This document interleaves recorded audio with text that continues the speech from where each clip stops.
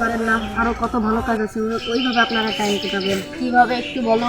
এই যে যেমন আপনারা কোরআন তেলাওয়াত করবেন, তারপরে তসবিহ পাঠ করবেন, আরও অনেক ভালো কাজ আছে। আপনারা এগুলোর মাধ্যমে তো ভালো কাজের মাধ্যমে আপনারা এই সময়টা কাটাতে পারেন।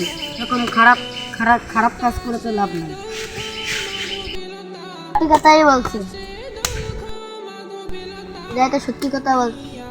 হ্যাঁ ভাই, এরা তো সত্যি কথা বলছে, তাহলে আমরা তাস খেলবো না।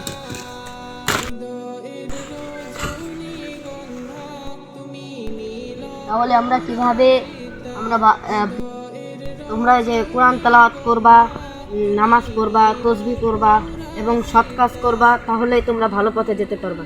এরকম তাস খেলে আর সময় নষ্ট করবা না। ও ঠিক আছে, বুঝতে পারছি।